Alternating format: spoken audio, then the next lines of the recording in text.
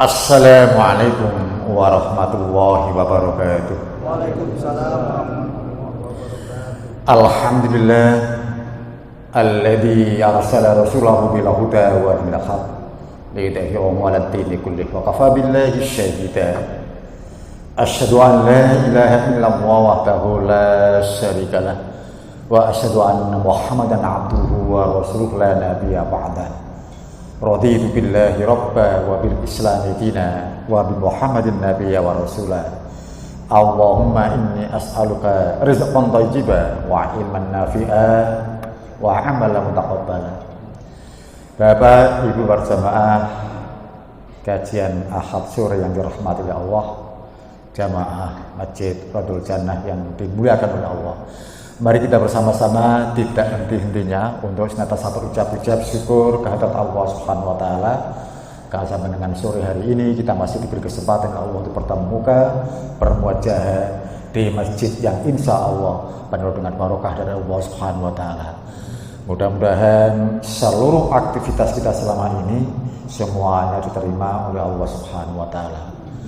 Dan pada kesempatan yang sangat berbahagia ini, dalam bulan Ramadan yang penuh dengan maghfirah ini, kita hanya berharap kepada Allah mudah-mudahan seluruh dosa-dosa kita, dosa-dosa dan kekhilafan kedua orang tua kita, baik yang sudah meninggal maupun yang masih hidup, semuanya diampuni oleh Allah Subhanahu wa taala. Shalawat dan salam mudah-mudahan tetap terlimpah pada junjungan Nabi besar Muhammad sallallahu alaihi wasallam yang telah membimbing umat manusia dari zaman gelap menuju zaman yang terang, dari zaman biadab menuju zaman yang beradab. Dan mudah-mudahan kita yang hadir di majelis ini dan keluarga kita di rumah termasuk hamba-hamba yang senantiasa mendapatkan hidayah dari Allah Subhanahu wa taala, agar kehidupan kita selamat dan bahagia dunia, selamat dan bahagia pula nanti di akhirat. Amin ya rabbal alamin. Bapak sekalian, rasa syukur itu semakin bertambah kiranya Allah Subhanahu wa taala telah mengabulkan doa-doa kita. Doa yang telah kita ucapkan 2 bulan yang lalu. Sebagaimana doa yang diajarkan Rasulullah SAW yang diabadikan dalam kitab hadis Musnad Ahmad, hadis nomor 2228. Selengkapnya hadis itu berbunyi, An Anas bin Malik qala, kana Nabi sallallahu alaihi wasallam idza dakhala Rajab faqala Allahumma barik lana fi Rajab wa Sya'ban wa barik lana fi Ramadan. Di dalam hadis Ibnu Hibban, redaksi hadisnya sama. Allahumma barik lana fi Rajab wa Sya'ban wa ballighna Ramadan. Diberitakan dari sahabat Anas bin Malik, ia berkata, apabila Rasulullah itu telah memasuki bulan Rajab, beliau senantiasa berdoa, Allahumma barik lana fi Rajab wa Sya'ban wa barik lana fi Ramadan au qol wa ballighna Ramadan. Ya Allah, berkahilah kami di bulan Rajab dan Sya'ban, dan berkahi pula kami ya Allah di dalam bulan Ramadan. Atau dalam riwayat lain disebutkan, dan pertemukan kami ya Allah dengan bulan Ramadan. Bapak sekalian, ada yang harus kita ingat. Makanya ini karena tidak ada makalah, tidak pakai perlu diingat-ingat. Orang Islam itu tidak diperkenankan melupakan kalender Hijriyah. Silakan jenengan semisal dalam kehidupan sehari-hari, dalam bisnis, dalam apalah aktivitas, menggunakan kalender miladiah, silakan. Januari, Februari, Maret, April, silakan. Tapi umat Islam dilarang melupakan kalender Hijriyah. Sebab nanti amalan-amalan kita banyak yang terkait, banyak yang terikat dengan nama bulan kalender Hijriah. Coba saya pengen tahu nih. Kemarin kita puasa tanggal berapa? Kemarin puasa kita tanggal berapa? Ada yang 10, ada yang 11. Yang pasti 1 Ramadan. Ya, 1 Ramadan. Menggunakan Ramadan. Kita insya Allah nanti akan sholat Idul Fitri 1 Syawal. Menggunakan Syawal. Pada saat kita sholat Idul Adha 10 Dzulhijjah, pakai Dzulhijjah. Insya Allah jenengan tiap bulan puasa 3 hari yang disebut dengan Yaumul Bid. Tanggal 13, tanggal 14, tanggal 15 pakai kalender Hijriyah. Oleh karena itu nanti diingat-ingat, banyak amalan-amalan kita yang terikat, yang terkait dengan kalender Hijriyah. Maka nanti kita lihat sekarang kembali pada doa Rasulullah. Rasulullah menggunakan nama 3 bulan kalender Hijriyah untuk merangkai sebuah doa penuh harapan hanya kepada Allah tentang keberkahan.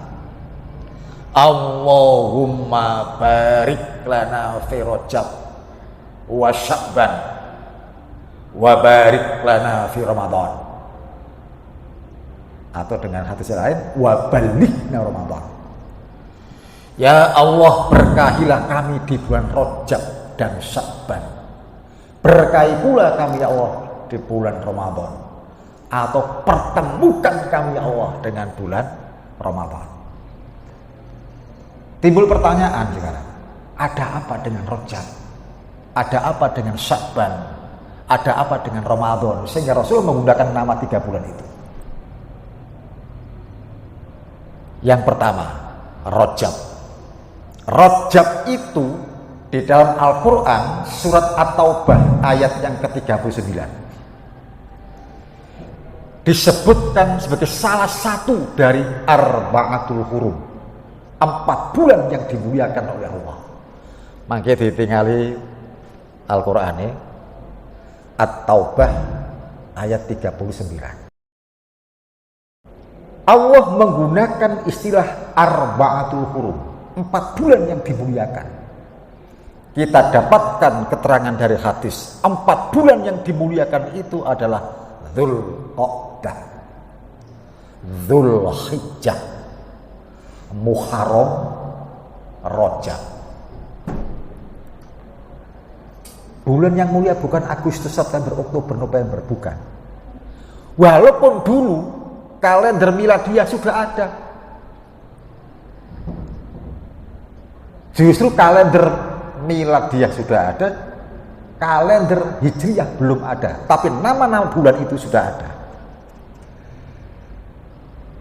Bapak sekalian, Rajab itu bulan yang agung, bulan yang dimuliakan oleh Allah.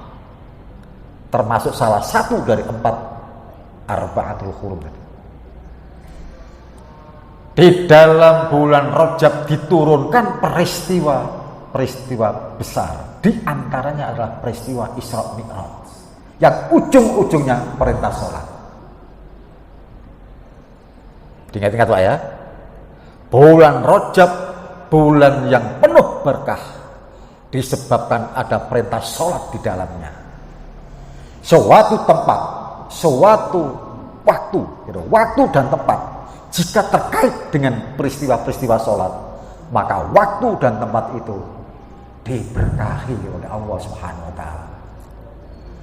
Rumah-rumah tempat tinggal kita, jika kita gunakan berinteraksi dengan Allah, berkomunikasi dengan Allah, dengan wujud menegakkan sholat di dalamnya, insya Allah rumah-rumah kita pun akan diberkahi oleh Allah.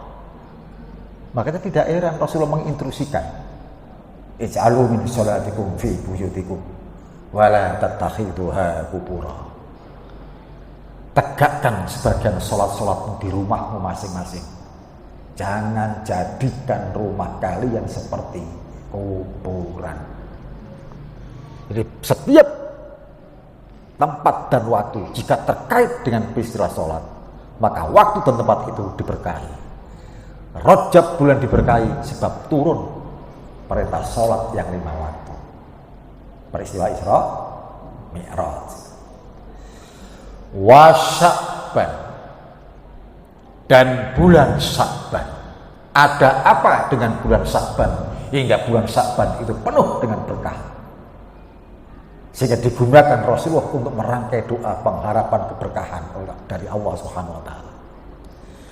Saya hanya berharap kepada Allah, mudah-mudahan seluruh jamaah Masjid Raudhatul Jannah ini ditetapkan sebagai jamaah yang bisa melaksanakan umrah dan haji. Amin ya Allah, amin. Ini bulan Ramadan, mudah-mudahan harapan kita, doa kita dikabulkan oleh Allah Subhanahu wa taala. Ditetapkan sebagai orang yang bisa melaksanakan umrah dan haji. Apa hubungan dengan Rajab, bulan Sya'ban?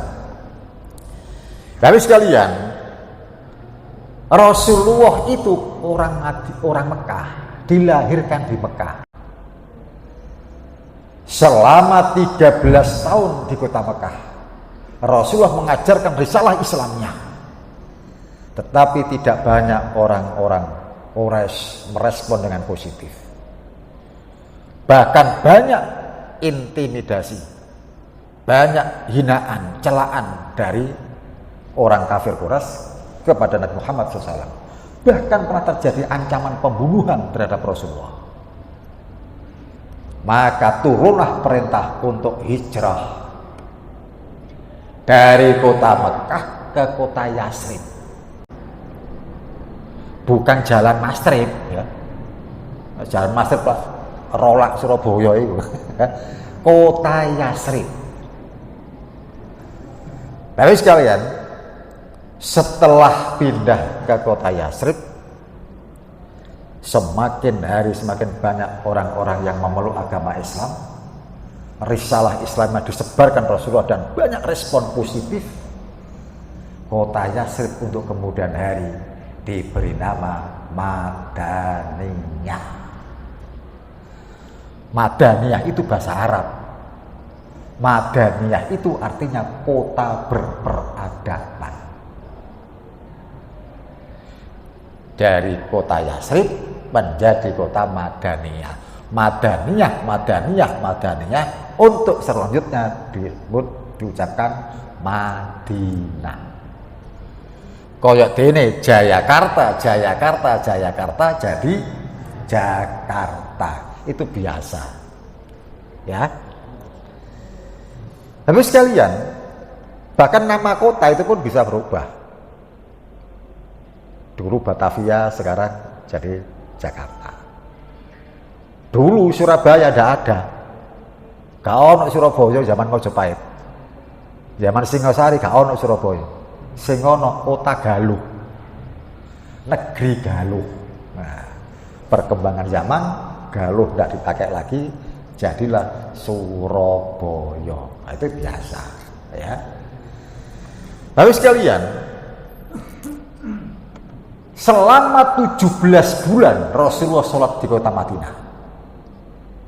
Kalau sholat, beliau menghadapkan wajahnya ke Masjidil Aqsa di Palestina.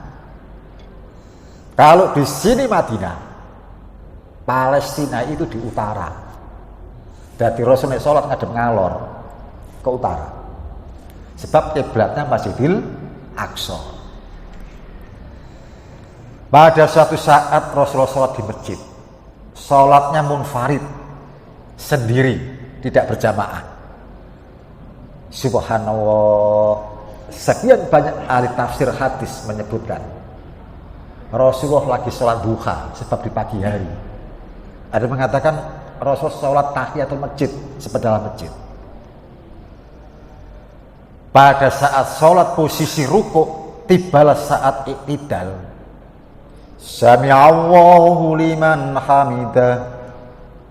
Datang malaikat Jibril alaihissalam. Ya Muhammad, fawalli wajhaka syatrul masjidil haram. Hai Muhammad, hadapkan wajahmu ke arah Masjidil Haram. Itu firman dari Allah. Ya, fawalli wajhaka syatrul masjidil haram. Nanti dilihat Al-Qur'an surat Al-Baqarah 144. Hadapkan wajahmu ke arah Masjidil Haram. Kalau di sini Madinah, Masjidil Haram itu di selatan. Ya. Jadi nanti kalau jenengan Pak di Madinah, sholatnya menghadap ke selatan, bukan ke barat seperti di Ratul Jannah. Jenengan di Madinah, sholatnya ngadep ke barat, ngadep nang Liverpool. Bal-balan sampean. Ya. Nah, pada saat fawalli wajhaka syatrul masjidil haram, begitu sami'allahu liman hamidah, Rasul langsung berputar. Tidak membatalkan sholatnya, tetapi Rasulullah langsung melanjutkan sholatnya. Menghadaplah beliau ke arah selatan, ke Masjidil Haram di kota Mekah Al-Mukarramah, yang ada kiblatnya Ka'bah itu. Peristiwa perubahan kiblat arah sholat terjadi pada bulan Sya'ban. Sekali lagi, semua peristiwa yang melibatkan sholat, waktu dan tempat itu diberkahi oleh Allah. Sya'ban penuh dengan keberkahan sebab ada peristiwa sholat di situ. Maka Rasulullah merangkai doa, Allahumma barik lana fi Rajab wa Sya'ban wa barik lana fi Ramadan, dan berkahi pula kami Allah dalam bulan Ramadan. Atau dalam ayat lain, wa balighna Ramadan, dan pertemukan kami Allah dengan bulan Ramadan. Ada apa dengan Ramadan? Ramadan itu bulan penuh barokah. Penuh dengan barokah. Makanya nanti semestinya kita berburu keberkahan dalam bulan Ramadan. Jangan sampai nanti ada di antara kita kemudian Ramadan justru tidak mau ada keberkahan. Ramadan itu diberkahi sebab dalam Ramadan itu ada sholat khusus. Yang sholat itu diberi atau diikat dengan nama Ramadan. Dialah Qiyamul Ramadan, yang sekarang lebih populer disebut dengan Tarawih. Pak, diingat-ingat jangan terjadi kesalahpahaman ya. Qiyamul Ramadan itu bahasa hadis. Memang Rasulullah berucap seperti itu. Mangqoma Ramadhana imanan wa ihtisaban ghufir lahu ma taqaddama min dzambi. Sapa wong sing qiyamul Ramadan berangkatnya dari iman kepada Allah, wa ihtisaban hanya berharap kepada Allah, harap hidayah, harap maghfirah, harap maunah, harap keberkahan hanya dari Allah Subhanahu wa taala, maka Rasul menyebutkan ghufir lahu ma taqaddama min dzambi, maka dosa-dosanya akan diampuni oleh Allah Subhanahu wa taala. Secara umum, diingat-ingat, secara umum Rasul pun berdoa khusus untuk umatnya tentang keberkahan. 15 yang lalu Rasulullah berdoa tentang keberkahan bagi umatnya, dan itu berlaku nanti sampai akhir zaman. Apa doa Nabi? Allahumma barik li ummati fi bukuriha. Ya Allah, berkahilah untuk umatku di pagi harinya. Sangat disayangkan banyak orang Islam pada saat Ramadan yang penuh dengan keberkahan yang dibagi-bagi oleh malaikat. Di pagi harinya habis subuh banyak yang tidur. Ada di sini. Ono wonge teko. Ya.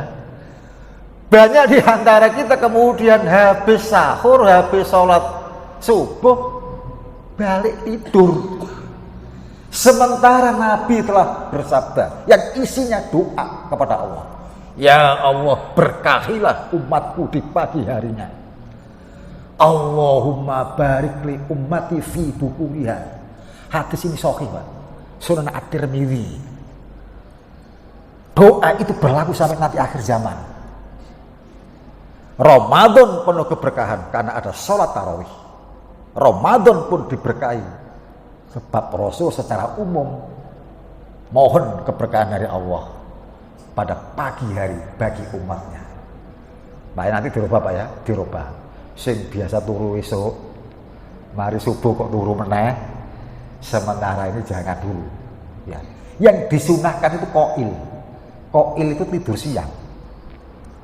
Ya. Qail tidur siang. Tidur setelah sholat duhur. Itu yang disunahkan. Tapi nek wae poso-poso ini sholat apa tidur di siang hari tidak bisa nyaman Pak ya. Sebab petenge luwe. Ya. Nah, ini perlu dipahami. Berikut Bapak sekalian. Jujur sekarang ya. Jenengan kalau sholat atau qiyamul Ramadan atau sholat tarawih iku seneng sing imame maca surat sing dawa-dawa utawa sing endek? Ayo, jujur. Sing endek. Seneng sing suwe atau sing cepet?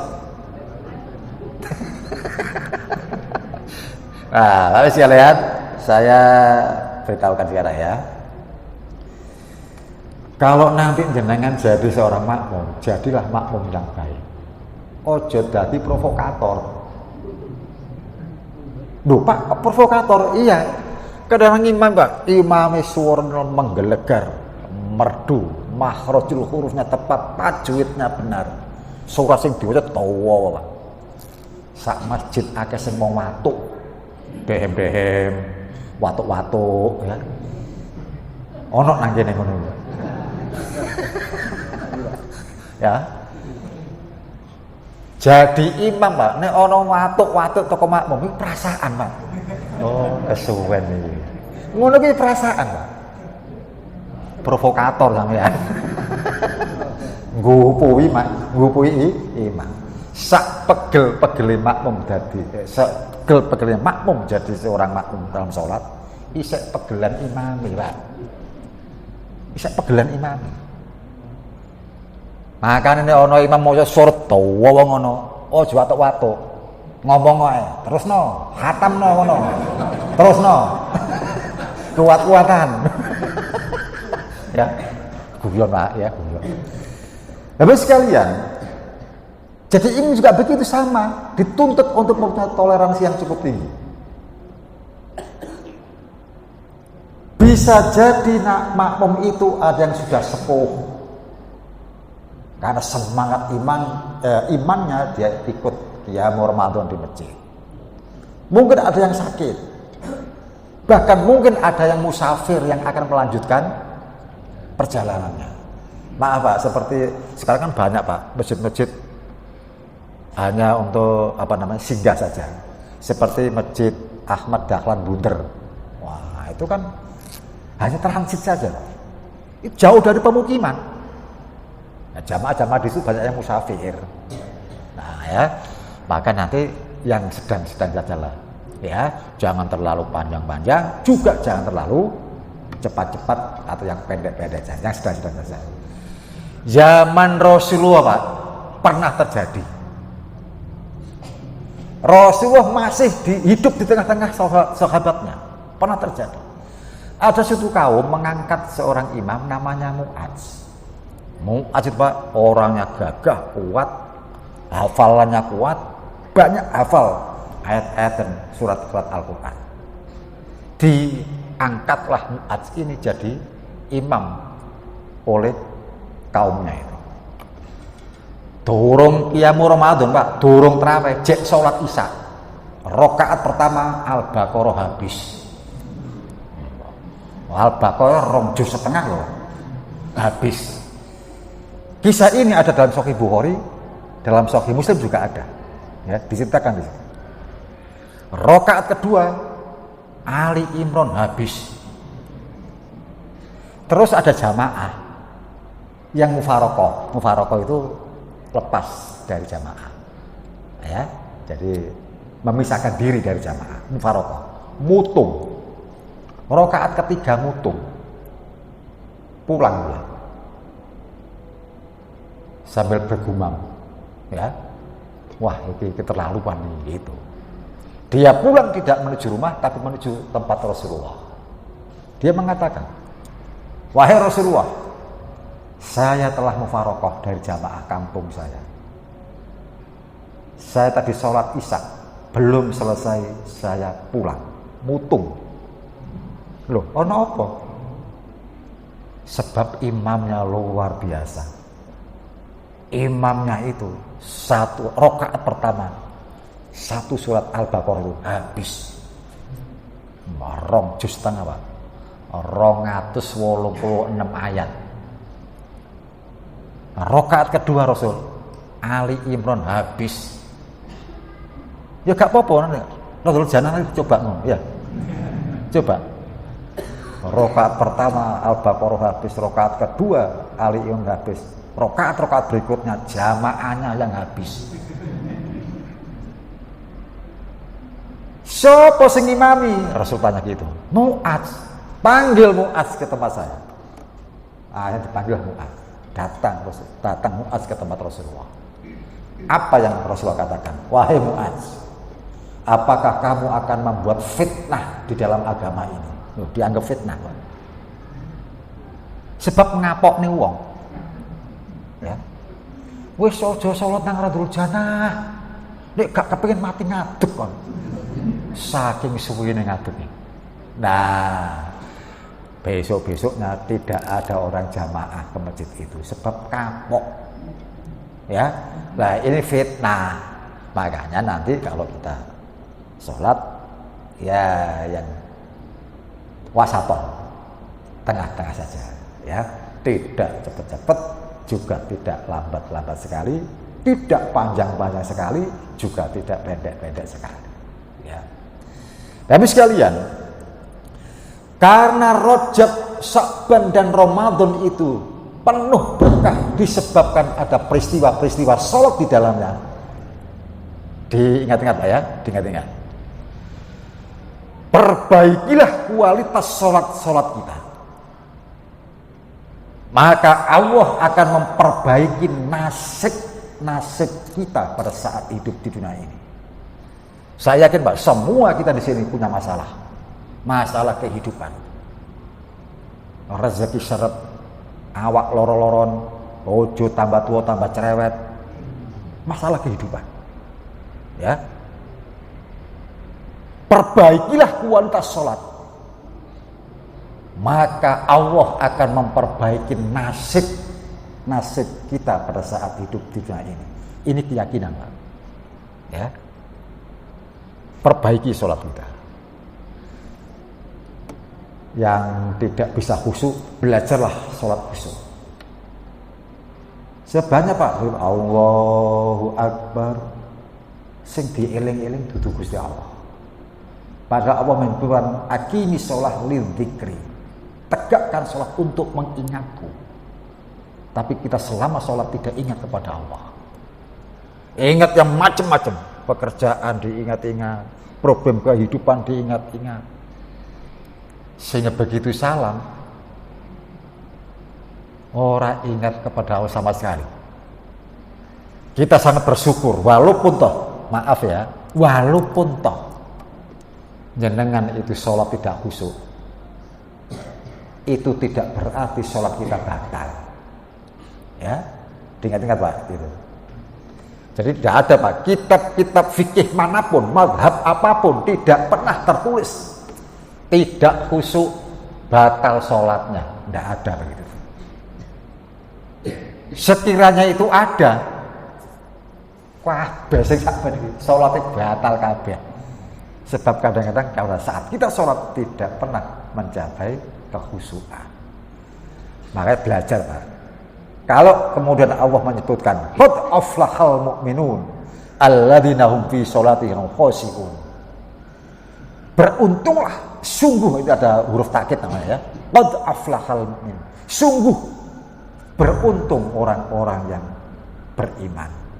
Alladzina hum fi sholatihim khashi'un. Jika dalam sholatnya itu bisa mencapai derajat kekhusyuan, pasti bisa khusyuk. Khusyuk itu mesti dipelajari, ya. Khusyuk itu mesti dilatih dan hilangkan hal-hal yang bisa bisa menjadikan hati kita tidak khusyuk. Mengapa hati kita tidak khusyuk? Bermacam-macam kemungkinan, ya. Kemungkinan pertama dari eksternal. Kemungkinan juga dari dalam kita, ya. Eksternal semisal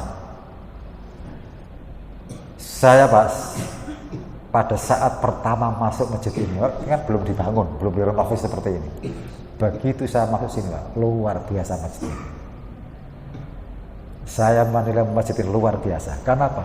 Tenang di sini, tidak bising. Beda karo Al-Falah Surabaya, bising. Sebab jejer jalan raya, ya kan? Kalau sini Pak tenang, memungkinkan kita bisa khusyuk. Tapi nanti kalau semisal kita bawa anak untuk ke masjid, ya, maka anak ini Pak mesti diberitahu, gak untuk rame-rame ya, iki wayahe wong sholat, dididik. Jangan kemudian malah tidak ajak ke masjid. Kenalkan anak-anak itu untuk mencintai masjid sejak awal, ya. Pak, saya mempunyai pengalaman yang kurang baik, ya. Tidak apa-apa, ceritakan aja masalah sholat di masjid. Saya pernah sholat di sebuah masjid di Surabaya, Pak. Itu sholat isya waktu itu. Ada anak masuk, Pak. Jamaahnya banyak, Pak, dewasa banyak, tapi ada anak 2-3 anak itu main-main di masjid itu. Nah, mainannya gak pokro, apa? Gawa kelelawar. Ya kelelawar itu ora iso miber. Plak ini, Pak. Masuk ke sop-sop. Banyak orang yang kemudian mengangkat kakinya gini. Ya termasuk aku.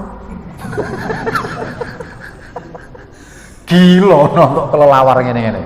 Ya gimana? Nubruk sikil-sikil wong jamaah. Ngene kabar. Termasuk aku. Subhanallah, ini hal yang tidak menjadikan kita khusyuk. Pasti akan terganggu kekhusyukannya. Ya, makanya nanti kalau kita sholat, eksternal kita harus kita sterilkan supaya nanti memungkinkan kita bisa sholat khusyuk. Dari dalam sekarang, dari kita sendiri. Masyhur di dalam Sahih Bukhari, dalam Sahih Muslim, dalam Abu Daud disebutkan hadis ini. Ada seorang musafir sholat. Habis sholat dia mengangkat tangannya tinggi-tinggi, berdoa kepada Allah, Ya Rabbi, Ya Rabbi. Didengar Rasulullah SAW. Rasulullah yang ada di kerumunan para sahabat mengatakan, lihatlah orang itu. Dia lagi berdoa, dia lagi sholat. Mana mungkin doa dan sholatnya diterima oleh Allah, sementara makanannya haram, pakaiannya haram, perbekalannya juga haram, termasuk harta-harta disimpan dalam rumahnya juga barang yang haram. Mana mungkin doa dan sholatnya diterima oleh Allah? Makanya Pak, ini harus hati-hati, ya, harus hati-hati. Tidak bisanya khusyuk kita bisa jadi karena di dalam tubuh kita ini ada hal-hal yang diharamkan oleh Allah Subhanahu wa taala. Satu. Yang kedua karena godaan setan. Setan yang melekat pada diri kita. Setan itu, Pak, suka yang kotor-kotor. Makanya dalam sholat, syarat sholat itu adalah wudhu. artinya menghilangkan yang kotor-kotor dulu, toharoh. Nanti kalau wudu, jenengan lihat kuku kita ini. Jika kuku kita itu kemudian ada noktah hitam, kotoran, maka pada saat wudu, ya, setan masuk ke kotoran itu, dia tidak akan lepas dari tubuh jenengan.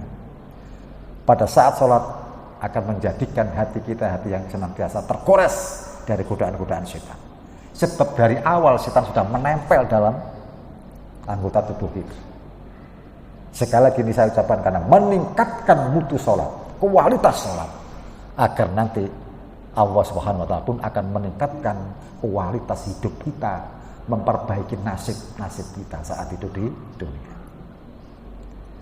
Bapak sekalian, ini yang pertama. Sekarang berikutnya, Bapak sekalian, Ramadan itu bulan penuh barokah. Sebab di dalamnya juga diturunkan Al-Quran. Al-Quran itu kitab yang diberkahi. Maka bacalah Al-Quran. Maka suatu saat nanti insya Allah keberkahan itu akan turun, hidayah pun akan turun. Kita membaca Quran bukan sekedar berburu pahala. Walaupun pahala itu akan mengikuti bacaan-bacaan Quran itu. Tetapi kita membaca Al-Quran lebih jauh dari itu. Berburu hidayah. Kita mohon petunjuk sebab syahrul Ramadan alladzi unzila fihil Qur'an hudal linnas. Di bulan Ramadan itu bulan diturunkannya Al-Quran. Fungsinya sangat jelas, hudal linnas, sebagai petunjuk hidup bagi manusia. Cari hidayah dalam Al-Quran. Saya yakin semua kita di sini punya Quran dan terjemahnya. Baca Quran, ayat-ayatnya, baca dengan lafaz-lafaz yang asli. Kemudian baca pula terjemahnya. Mudah-mudahan dengan demikian, sedikit demi sedikit hidayah itu akan turun dari Allah Subhanahu wa Ta'ala untuk kita. Jadi yang pertama, mari kita isi Ramadan ini agar keberkahannya itu tertimpa pada kita, tercurah pada kita, meningkatkan kualitas sholat dan meningkatkan pula bacaan-bacaan Al-Quran. Berikutnya yang ketiga, Bapak Ibu sekalian, umur manusia itu, ini terkait dengan kebaikan yang ada dalam rumah. Umur manusia itu nantinya banyak habis di dua tempat. Ini berkali-kali saya sampaikan. Jadi umur manusia itu nanti banyak habis di dua tempat. Yang pertama habis dalam rumah. Berapa jam kita tidur dalam rumah? Secara medis, tidur yang baik 8 jam.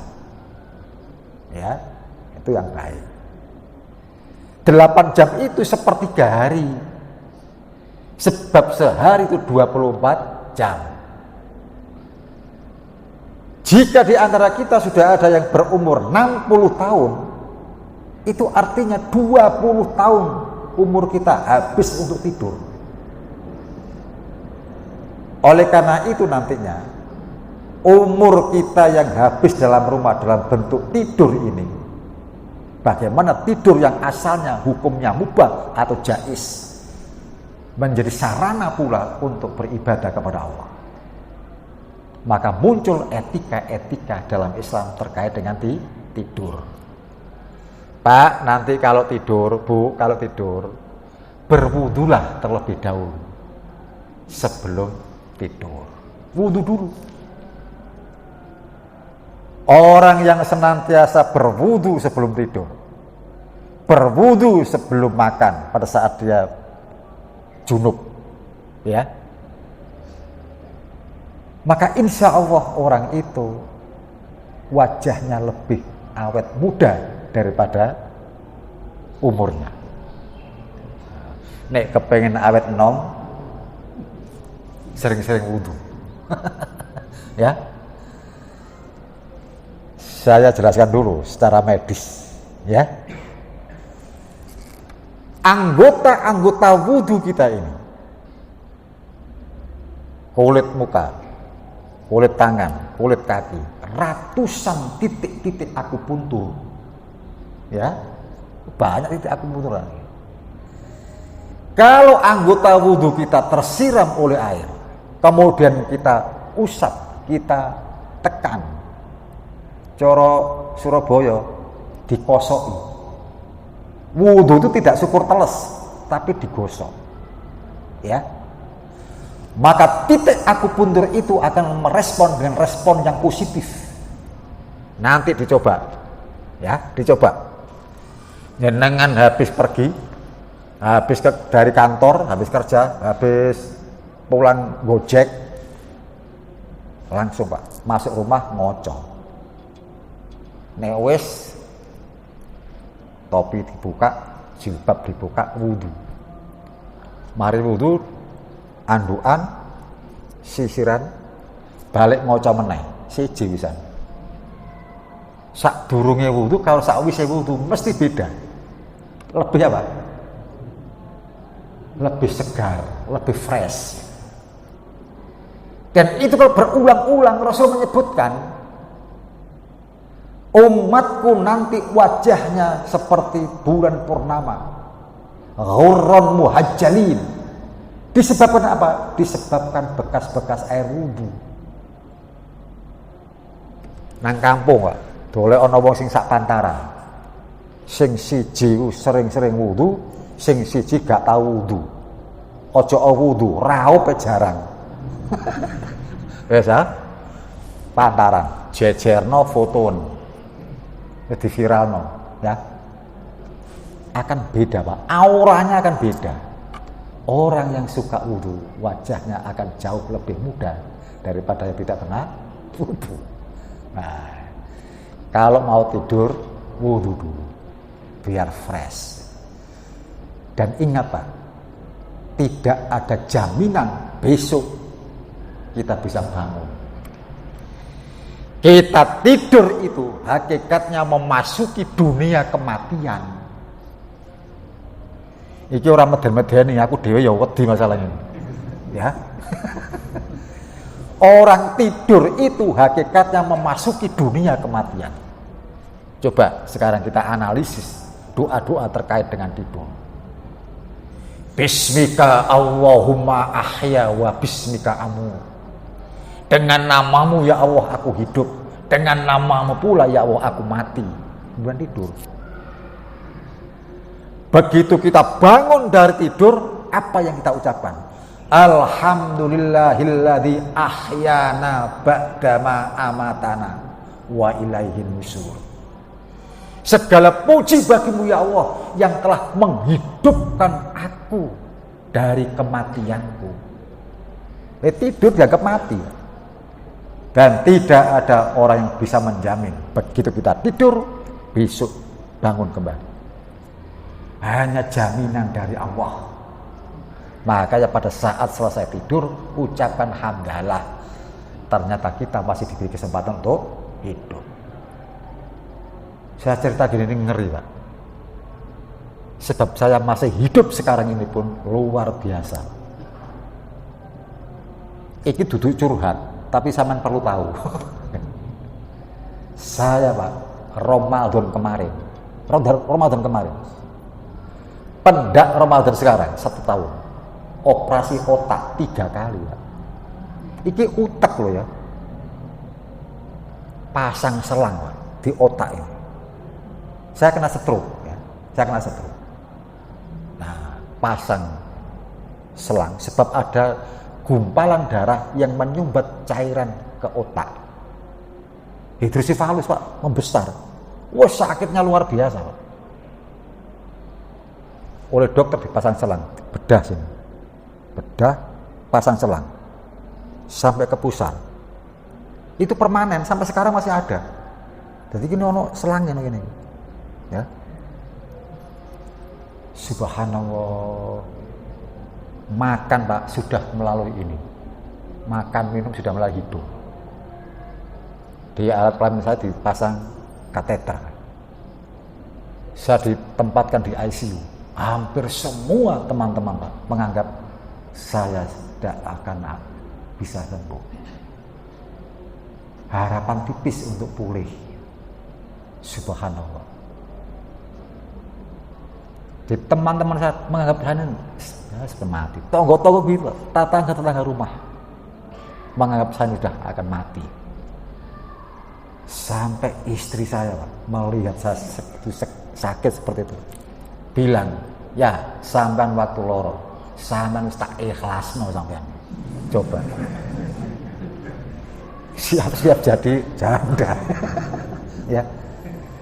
Jadi saya Pak, subhanallah, pulih kembali, motoriknya tidak ada gangguan. Itu luar biasa Pak. Bagi saya Pak, itu karunia yang luar biasa. Tidak ada yang bisa menjamin saya bisa hidup kecuali dari Allah Subhanahu wa taala. Ya. Sampai ada jamaah itu yang nazar. Nanti kalau Pak Imam Syaukani sembuh, saya berangkatkan umroh. Nazar Pak. Bareng aku waras tak tagih Pak. Ya, tak tagih. Maka Januari kemarin Pak, saya umroh. Pada saat saya keliling Ka'bah untuk tawaf, isini nangis tok isini. Lihat Ka'bah, doa, ya, di Multazam, di Rukun Yamani, nangis tok isini Pak. Sebab kehidupan telah kembali ke saya lagi, kesehatan pulih lagi, berkat jaminan dari Allah. Ya, tapi perlu kita ketahui, jika kita tidur di malam hari, hakikatnya kita memasuki dunia kematian. Ya. Tapi sekalian, itu curhat ibu, ya curhat. Tapi itu perlu tahu, jenengan harus bisa menjaga kesehatannya Pak. Ya. Misalkan Pak, saya ini pasang selang permanen, minum obat sudah seumur hidup. Ya, harus minum itu. Tapi alhamdulillah obatnya itu tidak kemudian 1 hari 3 kali, enggak, sehari sekali. Jadi saya masih bisa untuk puasa dengan baik. Ya. Tapi sekalian, yang terakhir, ini sudah, ya. Allah Subhanahu wa taala menurunkan yang namanya Ramadan. Penuh dengan keberkahan. Rasulullah sampai kemudian menyebutkan wa balighna Ramadan. Pertemukan kami ya Allah dengan Ramadan. Orang yang kepengen ketemu itu artinya apa? Orang yang senantiasa rindu, kepengen ketemu. Wa balighna Ramadan ya Allah, wa balighna Ramadan. Pertemukan kami ya Allah dengan Ramadan. Ternyata Ramadan itu bulan yang dirindukan kedatangannya oleh Rasulullah SAW. Nah sekarang jenengan harus bersyukur. Bu, jenengan seneng nggak memasuki Ramadan ini? Temen tak? Sebab biaya hidup dalam Ramadan itu semakin kecil atau semakin besar? Beras larang loh ini. Ya. Nah, tak berkat iman kita kepada Allah. Man shoma Ramadhana imanan, barang siapa yang berpuasa Ramadan, berangkatnya dari iman, tidak ada keluhan-keluhan. Haus dan laparnya Ramadan membawa kenikmatan tersendiri bagi orang beriman. Ingat ya, dengan catatan beriman. Lapar hausnya orang berpuasa itu nikmat bagi orang beriman. Dzaqal ta'mal iman biraditu billahi robba. Orang itu akan merasakan manis nikmatnya iman jika orang itu rela Allah sebagai Tuhannya. Bukti kita rela Allah sebagai Tuhannya, kita melaksanakan perintahnya. Di antara perintah itu adalah puasa. Puasa itu nikmat, lapar hausnya itu nikmat. Salat itu nikmat, tahajud itu nikmat. Karena apa? Di saat itu kita berkomunikasi dengan Allah, berinteraksi dengan Allah. Sekian banyak makhluknya Allah lagi enak-enak tidur, kita asik berkomunikasi, berinteraksi dengan Allah. Itu kenikmatan yang luar biasa. Tapi bagi orang yang tidak beriman, lapar hausnya puasa itu merupakan siksa. Hawane wong luwe, Pak. Hawane wong lesu iku kudu ngamuk. Ya. Dadi nek sampean duwe bojo kok ngamuk iku paling lesu paling. Mangan. Wis mangan ngantuk turu, ya. Termasuk tahajud. Tahajud nikmat luar biasa. Tapi bagi orang yang tidak beriman, tahajud itu menimbulkan capek saja. Tarawih, qiyamul Ramadan itu bikin capek saja. Mengapa kemudian Allah memberikan keberkahan dan maghfirah dalam bulan Ramadan? Kalau diperhatikan Pak ya, siangnya kita ini berlapar-lapar, berhaus-haus karena puasa. Malamnya kita bercapek-capek untuk tegakkan sholat malam, qiyamul Ramadan. Dua hadis tadi Pak, sama bunyinya. Tapi hanya beda pada koma dan soma. Man qoma Ramadhana iman wa hisaban ghufir lahu ma taqaddama min dzambi. Yang kedua, man shoma Ramadhana imanan wa hisaban ghufir lahu ma taqaddama min dzambi. Sapa wong sing poso, sapa wong sing qiyamul Ramadan, ghufir lahu ma taqaddama min dzambi.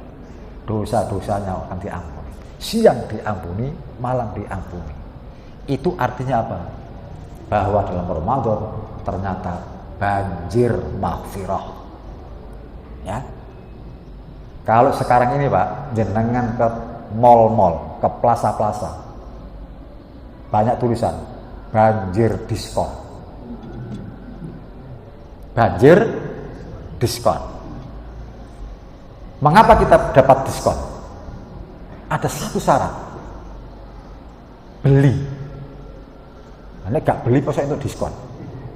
Sebab orang ke plaza bermacam-macam, orang yang melaku tok, nonton tok, pegel mulai, ngono, ya. Orang sing nonton sakjane gak tuku, berikut nonton ke HP, akhirnya tuku, ono. Ada yang memang dari awal dari rumah sudah punya niatan untuk beli, datang ke mall, beli. Pembelian inilah menjadi syarat untuk mendapatkan diskon. Ramadan itu banjir maghfirah, banyak maghfirah. Tetapi ingat Pak, tidak semua orang mendapatkan ampunan dari Allah. Ingat ini ya. Tidak semua orang mendapatkan ampunan dari Allah pada saat Ramadan. Walaupun Ramadan ini penuh dengan maghfirah. Sebab ada syaratnya. Ya. Untuk mendapatkan diskon tadi syaratnya harus beli. Maka syarat untuk mendapatkan ampunan itu apa? Di dalam Al-Quran surat Toha, nanti dilihat Al-Qurannya ya. Quran surat Toha ayat 82. Wa inni laghaffaru liman taba wa amana wa amila sholihan summa tada. Dan sungguh akan kami beri ampunan liman taba, bagi mereka yang bertaubat. Taubat dulu Pak. Itu syarat mutlak untuk mendapatkan ampunan di bulan Ramadan ini. Banyak-banyak beristighfar, mohon ampun kepada Allah, bertaubat kepada Allah atas dosa dan kehilafan kita. Liman taba wa amana, dan orang yang senantiasa menjaga kemurnian imannya kepada Allah. Maka jangan sampai nanti ada noda-noda kemusyrikan, kita berbuat sesuatu yang nantinya cenderung kepada kemusyrikan. Jaga iman dengan baik.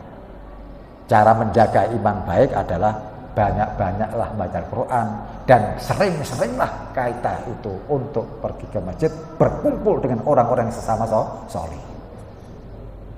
Wong solih itu kumpulono. Aja terus nih. Wong solihah kumpulono. Solihah itu bojone wong. Ayo kumpulono diantem ya. Orang-orang yang senantiasa mencintai kebaikan, bergaulah dengan mereka. Maka keiman kita akan senantiasa terjaga. wa amal sholihan. Tsumma tada. Kemudian mereka senantiasa menjalani kehidupan dengan hukum-hukum yang telah disepakati. Ya, termasuk hukum-hukum negara disepakati, hukum-hukum Islam disepakati. Gitu ya. Lalu sekalian, saya kira cukup yang dapat saya sampaikan.